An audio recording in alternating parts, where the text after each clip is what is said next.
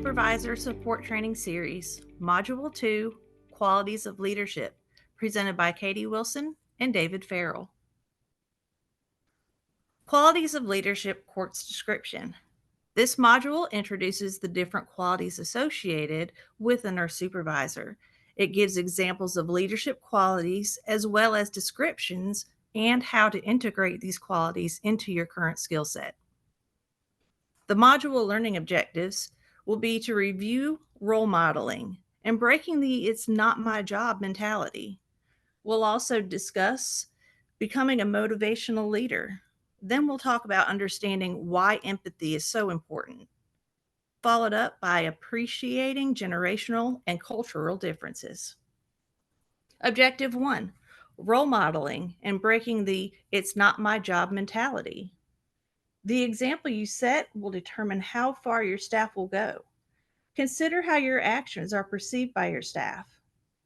Be conscious of your decisions and be purposeful in your actions. By being present on the floor and engaged with your staff, you're eliminating the "it's not my job" mentality that is so often in place. An example of this, a nurse may feel it's not my job to change that soiled resident. And a CNA may feel that resident is not in my group and it's not my job to answer that call light. Remember, the example you set is the example that will be followed. Are you open to your staff when they ask you questions? Being an active listener requires that you stop the activity you are completing, make eye contact with a staff member, and do not speak until they have finished their question. This validates that their question was heard and that you made the employee feel important. Responding with a positive affirmation versus criticism will foster an environment of teamwork, and you will be recognized for being a positive and enthusiastic role model. Objective 2, becoming a motivational leader and what that includes. First, becoming a motivational leader requires you to have several skill sets that include, but are not limited to, communication, creativity, motivation, delegation, and empowering your staff.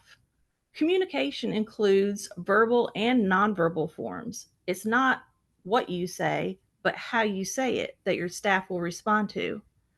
If you're not getting the results that you expect, it's time to get creative with how you present your expectations. Some staff are visual learners and they may require a demonstration, while others are verbal learners and require only a verbal explanation to complete the task. Secondly, it's important to recognize the success of your team and celebrate the achievements. When your staff feels valued, appreciated, and noticed for their hard work and successful completion of goals, they are motivated to continue that path. Be sure to take pride in your accomplishments and what you have achieved as a team, but also remember, remain humble as your staff is watching you. You do not want to be perceived as arrogant, as that will lose the respect of your staff and peers in the workplace. Finally, confidence. Confidence is key. Be confident in your decisions and your directives. Your confidence is felt by your staff and it will create a community of teamwork and trust. Remember to set clear goals for your team to include a deadline. To ensure the goal is successfully achieved, remember to participate in the activities required to complete it. Your team will feel motivated and compelled to follow you as you move forward. Objective 3, understanding why empathy is important and what it helps with. When you are an empathetic leader, you show genuine concern for your staff. With the changing leadership in landscape of healthcare, now more than ever, empathy is required to be a successful leader. There will be times your staff will not be up to par on their tasks due to circumstances created by both inside and outside items of work. An empathetic leader, it's your job to notice the distress and offer compassion and support to your staff member during the difficult time they may be facing. When leading with empathy, it's not viewed as a weakness, but as a strength in today's workplace setting. Having the ability to show support and kindness by providing direction and support, yet holding your staff accountable for delivering quality care requires balance and forethought. For example, you may notice that one of your CNAs is not following the task assignment and they have a look of distress. It's up to you to pull them aside to see if it's a circumstance that can be addressed, or if it is a circumstance from outside that may require some personal time off. You must learn to balance expressions when approaching an employee in distress. This will set you up for success or failure. Using the soft skill of balance and forethought involves you, as a supervisor, to be able to take the staff or team member aside and discuss why they are unable to provide the quality care due to external circumstances. This may be maybe a family member is sick and the staff member just can't concentrate, or maybe it's an internal circumstance, such as maybe linens are missing off of the unit and maybe other CNAs are hoarding them and your staff has no supplies to provide the care. You would need to use forethought or careful consideration before speaking and dealing with the issue at hand.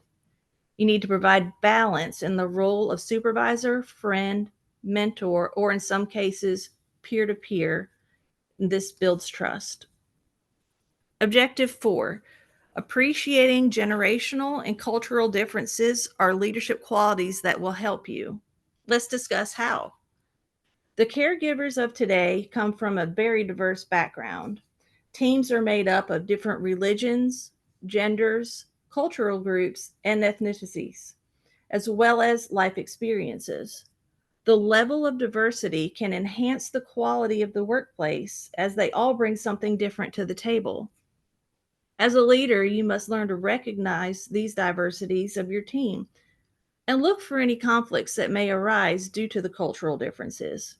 Different backgrounds can lead to different interpretations, different attitudes, and different communication styles. In order for your team to successfully work together, ensure your team can work together for the common goal and resolve any conflicts as they arise. Lastly, it's important for you to recognize that cultural differences and diversity do not stop at your staff.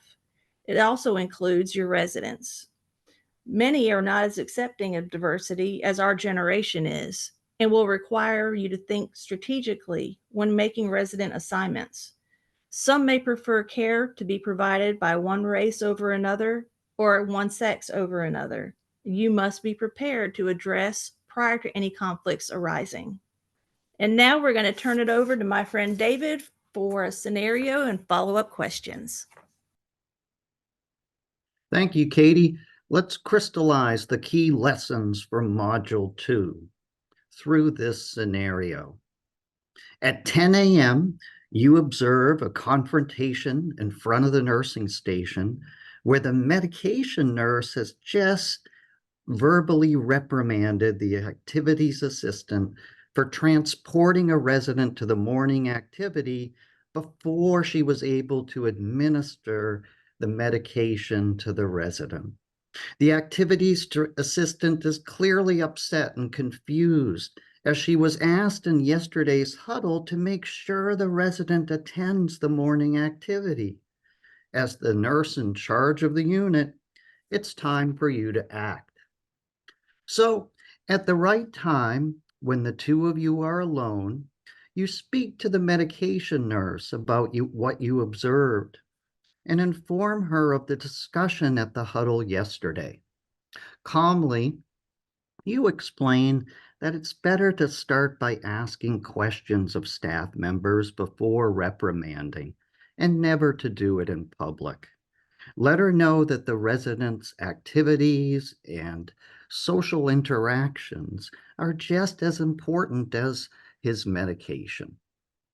Then circle back to the activities assistant. Share your observations and the discussion that you had with the medication nurse. Let him know that the medication pass will be altered and he should continue to transport the resident to the morning activity. Thank him for his efforts and for following the directions shared at the huddle. And this concludes Module 2. please complete the post-test and then move on to Module 3. Thank you.